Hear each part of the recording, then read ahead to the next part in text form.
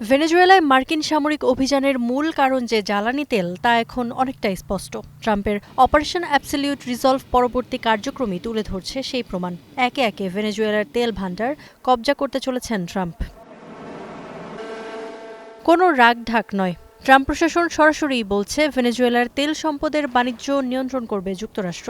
মার্কিন জ্বালানি বিভাগের এই ঘোষণার আগেই ট্রাম্প বলেছেন ভেনেজুয়েলার অন্তর্বর্তী নেতারা ৩ থেকে ৫ কোটি ব্যারেল অপরিশোধিত জ্বালানি তেল যুক্তরাষ্ট্রের মাধ্যমে বাজারজাত করতে রাজি হয়েছেন।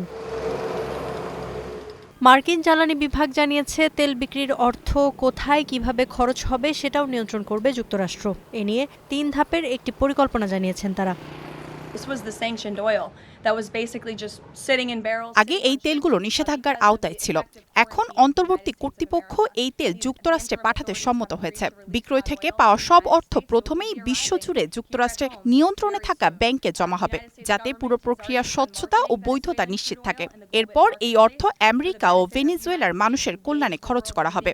যুক্তরাষ্ট্র বেছে বেছে নিষেধাজ্ঞা শিথিল করছে, যাতে ভেনেজুয়েলার তেল ও তেলজাত পণ্য বৈশ্বিক বাজারে বিক্রি হতে পারে। ভেনেজুয়েলার তেল নিয়ে যুক্তরাষ্ট্রের এসব সিদ্ধান্তকে নীরবেই মেনে নিচ্ছে ভেনেজুয়েলার বর্তমান প্রশাসন। ভারপ্রাপ্ত প্রেসিডেন্ট ডেলসি রদ্রিগেজ জানিয়েছেন দুপক্ষই লাভবান হবে এমন চুক্তিতে আপত্তি নেই কারাকাসের। ভেনেজুয়েলা এমন জ্বালানি সহযোগিতার জন্য প্রস্তুত যেখানে সবাই লাভবান হবে, যেখানে অর্থনৈতিক অংশীদারত্ব স্পষ্টভাবে বাণিজ্যিক চুক্তির মাধ্যমেই ঠিক হবে। ভেনেজুয়েলা বিশ্বের অন্যতম বড় তেল ও গ্যাস ক্ষেত্র। এগুলো আগে আমাদের দেশের উন্নয়নে কাজে লাগবে, পাশাপাশি অন্য দেশগুলোর উন্নয়নেও ভূমিকা রাখবে। আমরা এমন সম্পর্ক চাই যেখানে পারস্পরিক সম্মান থাকবে এবং আন্তর্জাতিক আইন মানা হবে।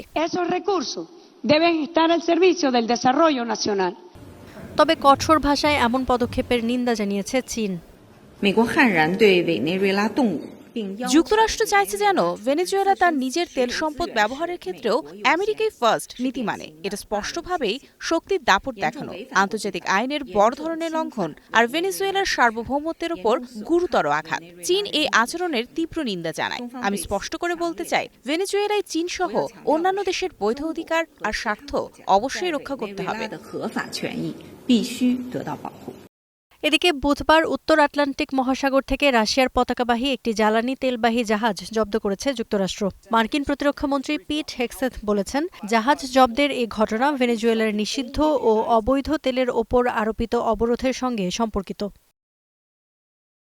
Iffat Khandakar, star news.